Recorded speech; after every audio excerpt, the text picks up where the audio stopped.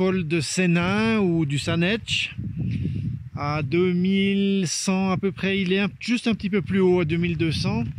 Il y a un bon petit vent, ça caille bien. Je pars aujourd'hui pour une rando d'environ 6 heures, faire le tour du Sérac. Un peu là-bas, on a le glacier des Diablerets qui est là-bas plus loin. Et voilà, c'est toute une zone qui m'intéressait, que je souhaitais un petit peu explorer, randonner par là. Pour le moment, je vais redescendre un bout la route qui est là, par laquelle je suis monté. Prendre un tunnel, c'est pas très intéressant juste au début, avant de vraiment rejoindre le chemin de randonnée. Puis c'est une boucle, je vais donc retomber par ici plus tard.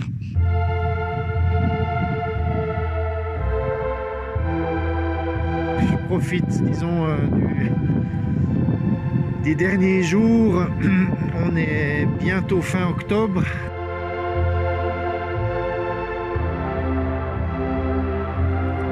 Toute une colonie de choucas là-bas qui volent en groupe. Et puis moi, ben voilà, je vais m'enfiler dans ce tunnel qui fait 800 mètres. Donc c'est pas très agréable parce que c'est un truc où il n'y a pas vraiment de passage piéton qui est étudié. C'est un peu spécial, hein, donc c'est à savoir si vous faites cette même randonnée. Mais c'est le seul moyen qu'il y a en fait de passer tout le long de cette montagne. C'est d'aller par ce tunnel. Il faut faire attention si on doit croiser, bien sûr.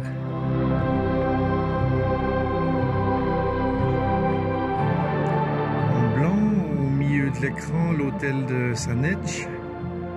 Le dernier hôtel avant le col en fait. On voit là-bas la fin du glacier des Diablerets.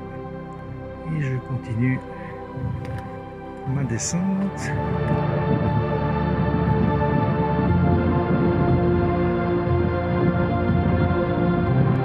Voilà, à partir d'ici, je quitte enfin la route et puis je vais prendre ce chemin à flanc pour m'engager là-bas dans la vallée et puis faire le tour du Sérac.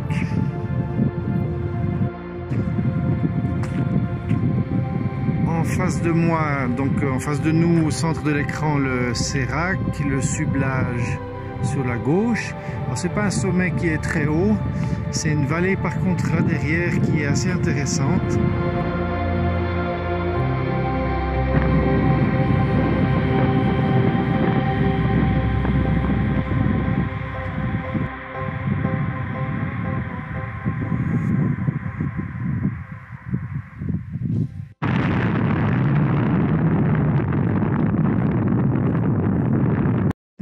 On voit au fond là-bas le col des Audanes à 2891 mètres. Je pensais vraiment que ça aurait été enneigé en fait, mais il y a un redout un petit peu. Donc c'est bon à savoir, ça veut dire qu'on peut faire un passage sur l'autre vallée. Excellent.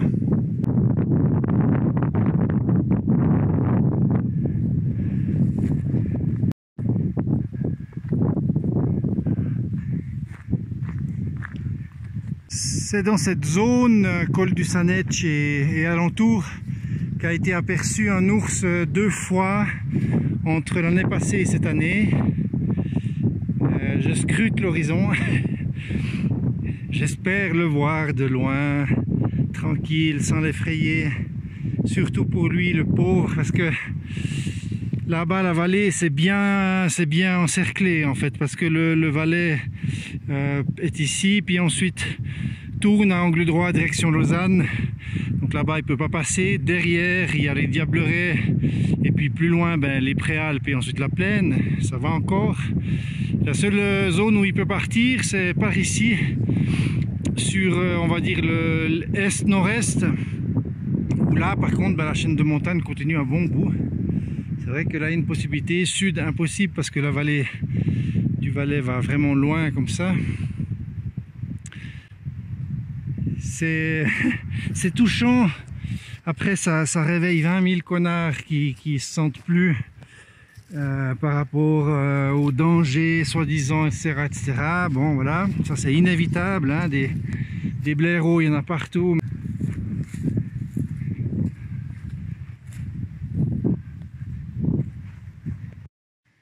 Petit regard en arrière, tout se fait tranquillement, ça grimpe, mais il n'y a rien de terrible. Le chemin passe un petit peu là, entre les rochers. Il y a 2-3 endroits comme celui-là, où il faut un tout petit peu faire attention, mais c'est vraiment tranquille. Pour le moment, on est dans le familial. La météo tourne un peu, pour le moment plutôt sur le bloc sud des Alpes. Ici, ça va encore derrière. Voilà des très jolis lapis. Et puis, en face de nous là-bas, le col des Audanes à 2891 mètres. Donc en fait, on passe par là. Et puis le sentier, lui, il descend à flanc ici et il reprend, descend en zigzag là-dedans. Donc c'est incroyable, hein, parce qu'avant, il y a quelques jours, c'était limite de neige à 2000, neige fraîche. Puis là, c'est 2000, presque 2900, il n'y a plus rien du tout.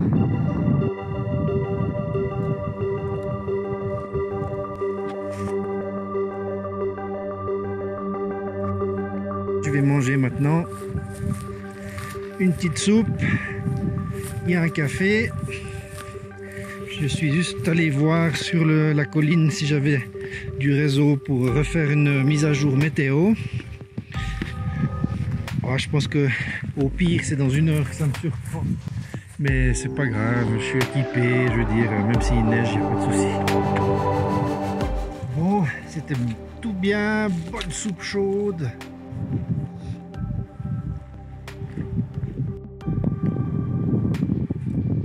Progression là-dedans, prendre son temps. Voilà, le sentier commence à mériter son sigle blanc, rouge, blanc. Ça part là en bas, on repart là-dedans. C'est très plaisant. Moi j'aime beaucoup ces coins. Et puis je me réjouis d'arriver. Il y a un petit lac normalement là-bas derrière. Enfin un petit lac, une petite gouille. D'ailleurs ça s'appelle les Gouilles, je crois, là-haut. Derrière, en fait, derrière cette pointe, plus loin, il y a le Weisshorn avec le glacier qui est plus haut par là-bas. Moi, je tourne à gauche dans la vallée là-bas.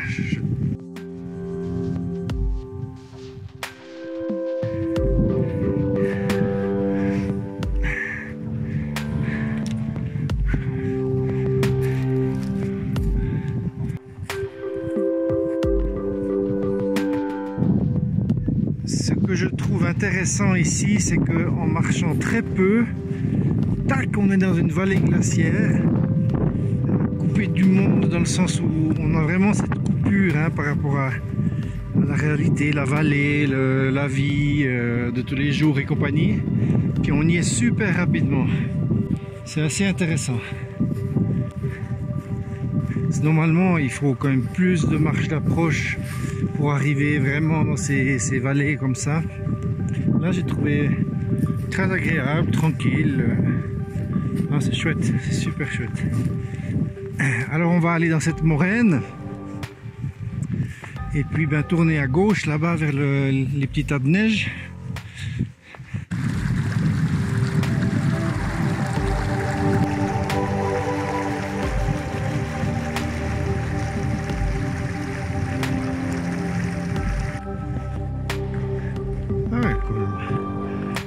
Quand même des bonnes gouilles.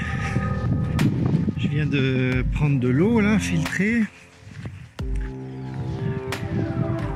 Ça stagne un peu, mais il y a un petit débit. On est donc ici dans le lieu dit Grand Gouille. Il y a deux, hein. Il y en a une autre un peu plus loin là-bas. Moi je vais passer ce petit monticule, arriver vers Haute-Lac, remonter sur le flanc là-bas et puis prendre la crête de l'Arpille qui retombe sur le col du Sanetch plus loin.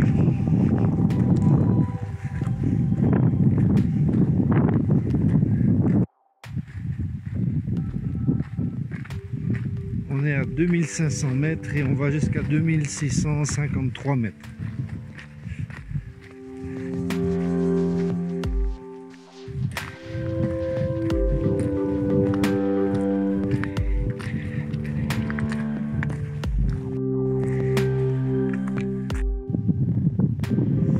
Et ceci dit, lieu tip top pour bivouac ici, cette plaine.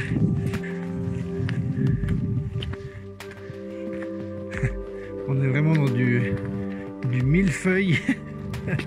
C'est incroyable. J'ai vu quelqu'un avant qui cherchait sur le flanc là. Je pense que c'est recherche de fossiles. Parce que dans ces amalgames d'ardoise comme ça, on doit en trouver facilement, entre guillemets.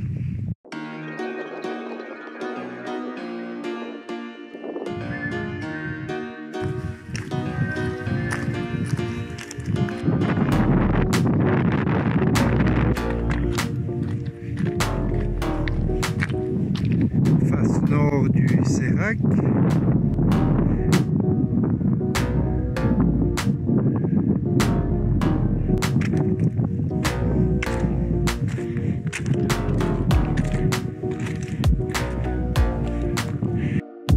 Petit regard en arrière. Je quitte la vallée pour monter sur cette crête.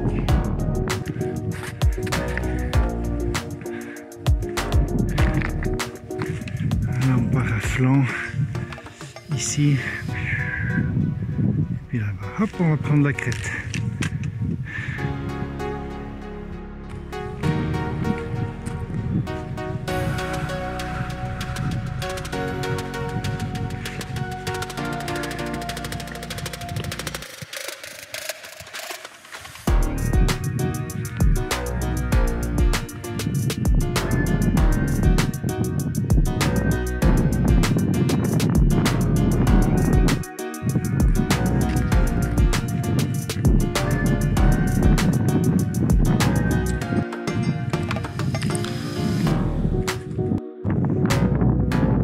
Des Diablerets à droite,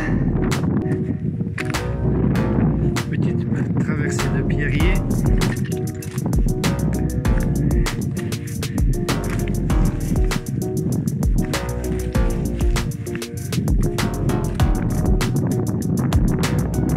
Avec une vue incroyable.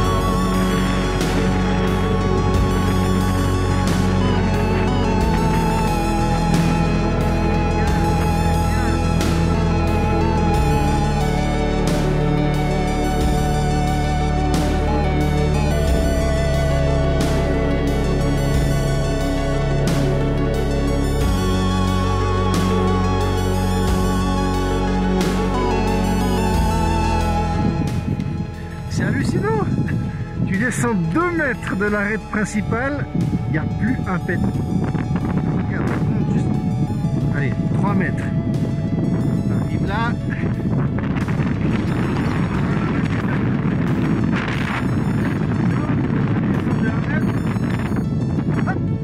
Il n'y a plus de vent. Et boum, dans la gueule. Comme un gamin ici. Comme un gamin. C'est fabuleux, c'est juste fabuleux. Elle est super belle cette crête. Ouais, au coucher du soleil, ça doit être vraiment magique.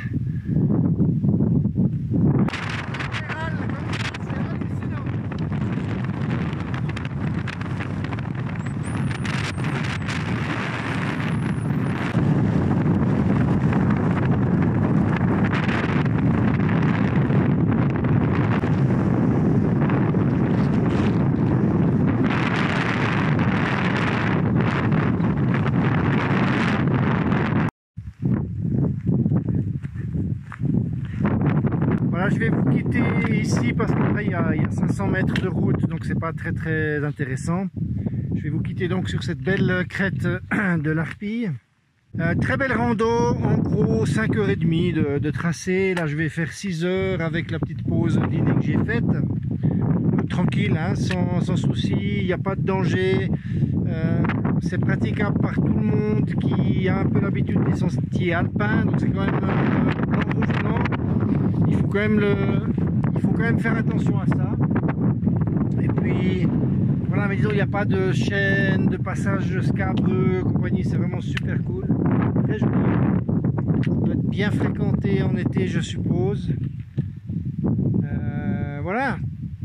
Bonne rando à tout le monde, bonne suite, j'espère que ça vous a plu et puis on se revoit dans les prochaines aventures. Ciao ciao.